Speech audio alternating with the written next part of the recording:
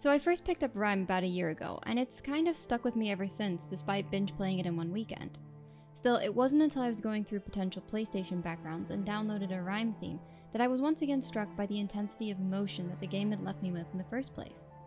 Okay, yes, I'm a sap for sad stories, but still, this game had no reason being in my head for this long. I listened to the music, I've watched some more Let's Plays, and I've come to the conclusion, we need more games like Rime.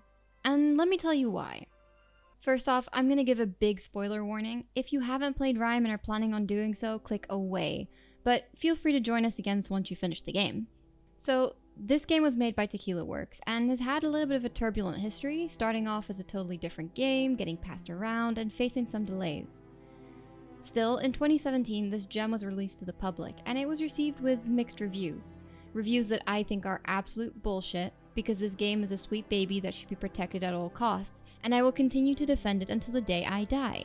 Anyway, when you start Rime, you wake up on an island as a young boy. You don't know who you are, where you are, and there are no verbal or written clues to be found. So the first thing you do is explore.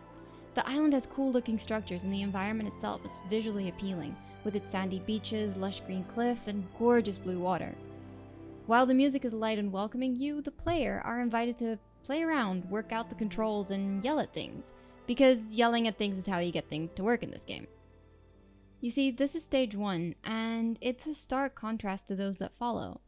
The game's phases are all centered around the 5 stages of grief, because Rime's whole purpose is to embody a story of loss. It's the story of a father who loses his son at sea and then has to deal with his own grief.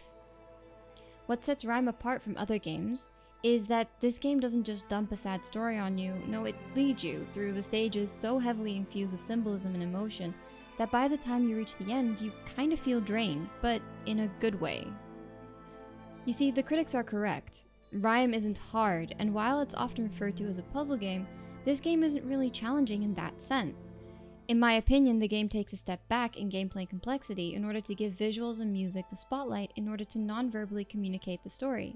Rime is a game where you can very clearly see that the conceptual narrative is the most important element of the game, and that's why it bothers me so much when I see reviews that complain about the puzzles. Which actually brings me to my next point. The game is accessible. Not everyone is a puzzle expert, and there are only a few pro players like myself who conquer difficult games with ease. No, come on, let me fucking Estes, I had 5 left! Why? Rime is neither complex nor difficult. The game is gentle and forgiving, letting players respawn close by after a death and not penalizing them for making mistakes. This means pretty much anyone can play the game.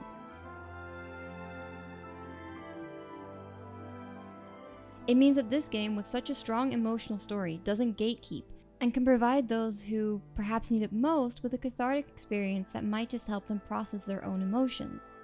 In an interview, Rubio, the game's creative director, said that he received a lot of letters from people who said the game had helped them process their own grief, deal with a dying relative, or even help those who were about to die accept their own mortality. Not to mention that under pretty much every Rime video, there's at least one comment about how the game helped them in some way, shape, or form. A very clever decision Rime made was to leave out any dialogue or written text, giving us no other information about the boy and his father. They are just that, a boy and his father. All we know about them by the end is what happened and that the father is finally able to accept the loss of his son, which ultimately leaves us to fill the gaps with pieces of ourselves. There is no cliche dialogue to pull us out of the immersion and no text to characterize the boy and his father in ways that we do not identify with. Instead, we can completely lose ourselves in the game. It's not unrealistic to think that this game might actually have had a big impact on people. Characters we play are eventually a sort of strange extension of ourselves, and playing through a game like this kinda just feels like we're going through it all ourselves. Unlike in movies or books, we get a sense that we are actually in control of the character. We are, after all, the ones who decide what the character does outside of the cutscenes. This gives us a connection with the characters and narrative in a way that movies and books just can't. Of course, it's an illusion of control, since the narrative in games is set, regardless of the amount of endings it can potentially have. Now there's this one moment in Rime where this sense of control was used to the fullest. Near the end of the game, the boy stands near the edge of a giant hole. Shades gather around the edge and jump in. When I first spawned here, I knew exactly what the game wanted me to do, but I also understood that taking the jump would be to accept death. So I tried to move the boy around, not quite ready to say goodbye yet. Thing is, I could only move forwards. When I was ready, it was me, not the game, that had the boy jump.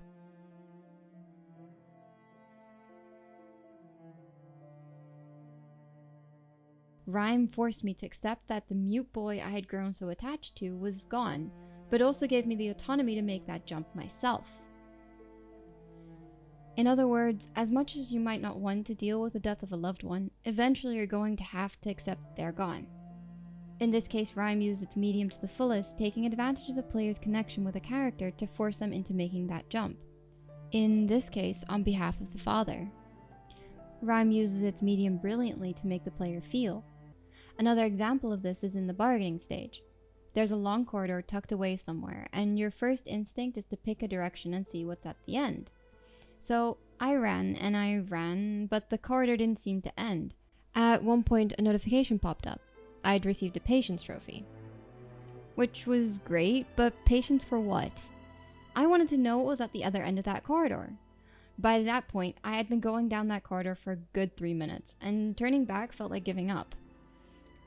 I kept going on for a little longer, but eventually stopped. The corridor still seemed endless, so I turned around, ready to run all the way back, only to find the exit right behind me.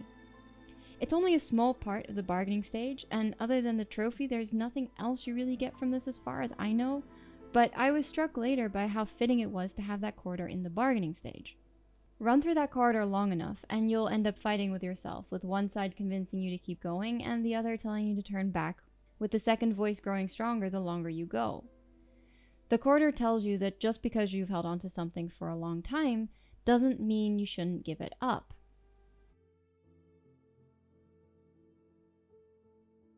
Everything about this game is centered around the stages, of course.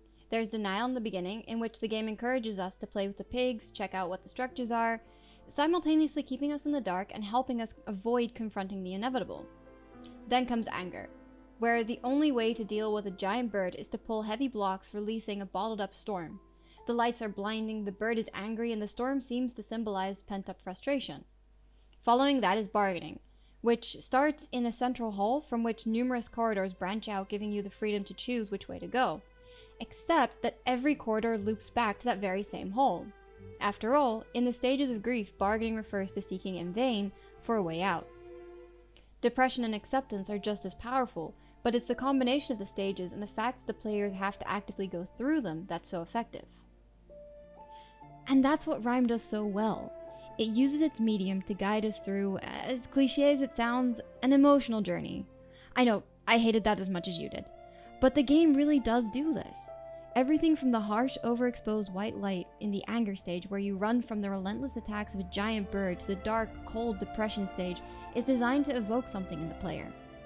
While I had a great time exploring the denial stage, I wanted to get through the depression stage as quickly as possible.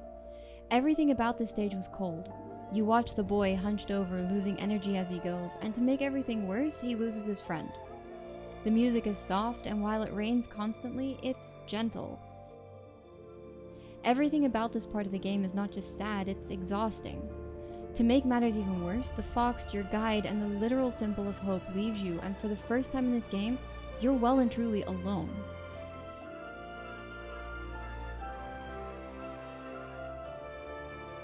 It's awful, and when you finally get to the acceptance stage, you're beyond relieved. Which all sounds super depressing, but in reality the game was perfectly balanced. As all things should be. At least in my opinion. I understand this isn't a game for everyone, but I do think we don't have enough soft games like Rime out there. Games are a giant medium that can be utilized in so many different ways, and Rime is a title that has used it to create an experience much like Journey did.